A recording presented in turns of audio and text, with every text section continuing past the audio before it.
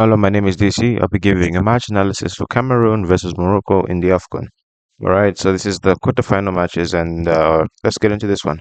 All right, this is a set piece, and they really didn't defend this set piece as well. All right, let's just take note of what you can. You've taken note. All right, let's break this down. He is alone. No one is marking him. Why is there no Cameroonian player near El Kabi? And also to think the furthest player away from the goal is the person that scores the goal. All right, he's blocking in a way. He's blocking. He's not marking anybody. And as you've seen here, do you see that bit of space there? And now this is the annoying part. There's no point for them to be two players here because this is just a waste. What I mean by waste is that you could spread these players out in a much better way such that you make use of the players that are here. So it clearly seems as if these people want to play, like an offside trap, whereby if how can I say this? If they lose the first ball, then hopefully by the second, when the second ball comes in, they all push out. Because look at how far away they are. Okay, so I would definitely have someone on the line. If the goalkeeper is here, someone should be on the line there. There are three players not marking anyone. Reason why I'm saying that is because if Brahim Diaz is behind them. So if Brahim Diaz is behind someone, they do not have the eyes in the back of their head, so they can't see Brahim Diaz. He is marking nobody at all. And this is still the most annoying part. And then to make matters even worse, let's just let it play because, okay, here's where I want it. You come here. Someone just stand to the goal side of Brahim Diaz. So let's say, for example, Brahim Diaz. Oh my goodness. Uh, my mouse is a bit sticky. Brahim Diaz, right? Cameroonian player. And this is the goal. Yeah. So this is the goal. This is the goal. Cameroon player, Brahim Diaz. This is what you want. So in case if it, what? Okay, as long as it's coming here, you do not want Brahim Diaz to hit that like that. You just want to be able to push Brahim Diaz and then you hit the ball that way. If you're trying to mark the opposite side, by opposite side, what I mean, Brahim Diaz, Cameroonian player. I mean, if it's coming like this, then you have it. You do not want to be in a situation whereby you're behind your goal. No, no, no. Be this side, and then so that you can go this side. All right. So yeah, I would want him near the goalpost. He should be with Brahim Diaz. These two, no, in fact, both of these players here can actually push up. One, yeah, both of them can just be there to mark El Kabi. All right, let's go. See, as is about, you see that he backs off. He backs off, makes him think as if I'm doing quite well, not realizing El Kabi is pushing in. They've already seen the space. He's already seen the space that he wants to attack, which is somewhere here. And mind you, Brahim Diaz once again is being marked by nobody. As the and already so and this is actually very smart because they've switched positions. They've just switched. So if in case the ball comes back here, he'll be the first person to get on that ball. And remember, Brahim Diaz is now here. El Kabi, this is the guy that scores the goal. A lot of bodies in the box, and this is one of those situations where sorry, this is one of those situations where you see El Kabi, right? He's running forward, so which means he's going to have added momentum because he's running and he's going to jump forward. So he's going to get a lot of power on that one. Look at that, alone, unmarked. Look at Brahim Diaz. Here's the thing, as long as someone is in front of you, it doesn't matter how big you are, unless you want to lift them up, which would be a foul, you will not get that ball first. So very funny marking from the Cameroonian player. Very funny marking indeed. El Kabi got something on it and Brahim Diaz finished it. Let me show you the other angle because it was a really, close one. So as we've seen, El Kabi is there. I mean, it's so obvious. Like this is how big the space is. And number 11 and El Kabi just simply do a switcheroo. They take each other's positions and then the other one runs all the way into the box, you see? And then he doesn't even realize, okay, he does not even know that there's a player running towards his own goal. And Brahim Diaz too is smart. He just pushes back, and now he's holding him. He's made sure he's in front of him. And look at how much space Kabi has. Unchallenged, he gets to the ball first. Yeah, he should have marked better and hopefully a man on the post, but they didn't really make the best use of the number of players they had on that particular, um, you know, sequence. Now, this is the funniest piece of defending you ever see. He passes it to him, right? So he makes a run, right? He runs that side and then he drags the Cameroon player with him, right? So he creates a bit of space. Now, this is the funniest thing you ever see because it's not supposed to happen. He got okay, I understand why he forgets, but I feel as if there's someone supposed to be here. One person has pushed up. And to make matters worse, you have let me just draw a fake line. Wow, fake line. And then one, two, three, one, two, three.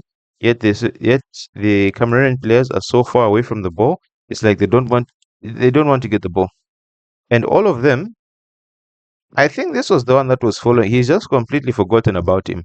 So not only you have about three players here, and none of you are in a position to challenge for the ball. You have also considered the space. So you have given him all the space in the world because he has all this space to play with once he receives the ball. And you've decided, nah, it's okay. We don't mind him. Let me remove that. And then he plays an easy, like, come on, they can definitely defend better than that. I mean, three players. And the fact that none of them were close or even just showed any intention of getting the ball was the more frustrating part. Now he has a decision to make. And you see, immediately okay, I'll push it back a few seconds just to see the decision he makes. He can either stick with them or rush out. Let's see what he does. Because what usually happens is players they'll do half. They'll stop here, then they realize not close enough to get the ball, not close enough to disturb the man, and then they're in no man's land. Let me just push it back a few. I think like that. All right, so and it's so easy, no even intention to actually block out the pass or like block out an angle. Like they knew that there was someone behind them. No even intention to do that. They just let him play this through. So let's see what he does. He runs out, and then you know what he does? Oh, it's a weird one. It's a weird one because he does get contact, but I just feel as if he runs. He was I don't know like he wasn't running at full pelt. Because I have a feeling if he was running like at full pelt or just running quickly enough, he would have been more vigorated. Like when you have energy and you're like, I'm going to stop this ball. He was jogging. He was like, I want to get there, but I won't really blame myself if he gets the cross off. That's the kind of vibe that it gave there. And so he makes the first move, which is he gets. It's completely accidental, but definitely preventable. The problem is here some weird marking, but even here, I just have a feeling if he runs straight at it, he probably doesn't get that type of a touch on the ball. So this is actually a save. And then number 3 almost scores an on goal, but number 17 has his back.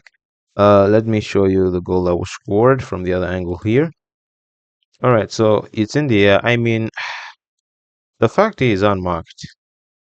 How do they keep letting players? I know it does happen, but at least be within touching distance. Because if you stretch your arm out and you cannot feel anyone, you're not marking. You're not close enough. Now this is funny because look at this.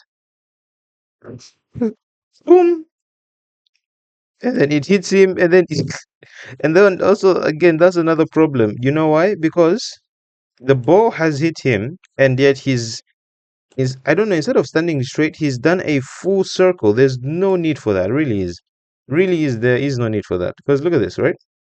That's the funny thing. So all right, so it hits him. Boom. Oh, it's actually a handball. I don't think it would have counted anyway. Yeah, it wouldn't have. This is when I'm just seeing this. Look at this. Yeah, it is a handball. But now why does it turn like that? Maybe he's trying to avoid it being, deflected off him. That's a full circle, whilst his teammate, boom, yeah, would not have counted anyway. Yeah, yeah, yeah. This is when I'm just seeing that it's so weird. So now this is the goal that's scored by Saibari. And it's such a weird goal because look at this. Cross comes in, right? They really didn't learn from the previous set piece because he's alone. I know Mbuemo's there, but he's behind him. He's supposed to be at least here, so he's in front of him. I don't. There should have been another Cameroonian player here. I don't know why he's here because the ball was not played short. Okay, so Saibari is all alone. And what you don't do is give people a chance because they will shock you sometimes. And once again, no one is on the post. Looks like they're trying to play outside. Now, it's the funniest. It's not funny, but it's surprising what happens, right? So Saibari is here. All right, so he traps the ball, right? Take note of everyone's positions. Let's see, three players jumping versus two, and no one gets the ball. So now take note of where all the Cameroonian players are, right? And then look at how it's almost like they spread out to let him score. Also, him, I think if he's quicker, you should have slide tackled for that one. Sorry, I even forgot to show my point. He takes it. I don't even see the point of a wall, to be honest. Yeah, this part I've already explained. So look at where the Cameroon players are, and then it's almost like they create that path for Zaibari. Really is. Let me look for another angle. Hopefully I see it better. Not I see it. Hopefully we see it better. All right, so he actually does get first contact. He's tall, and then he also looks physical. It's almost like they rush out. Look at this. They open up the path because there was someone standing here. He was also here, but all of them, like, it's such a clear and straight path for him to put the ball in. It's so weird. And also the fact that if he didn't get it on target, he most likely would have finished it along with him. They are horrible on set pieces. They really need to work on this. They really do, but no. Otherwise, that's been a match analysis, a bit more commentary. Morocco were really helped by the referee because there were so many fouls and challenges and tackles that were obviously yellow cards, or just even the referee going to talk to the player, telling him, "Don't do this again." There was nothing like that. That definitely gave them an advantage, I just have to say, because I do feel sorry for Cameroon.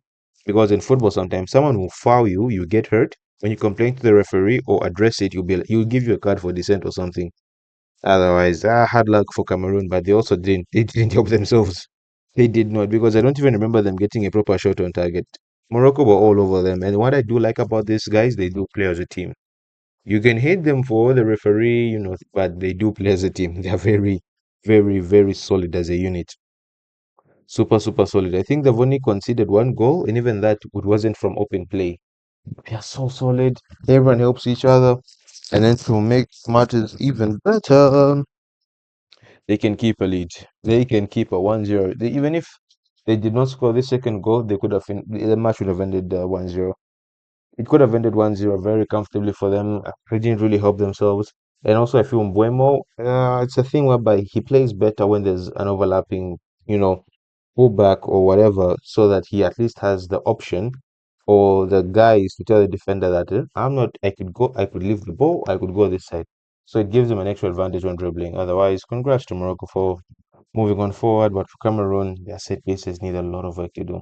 Otherwise, this has been my match analysis. Don't forget to like, share, and subscribe, and I'll see you in the next one.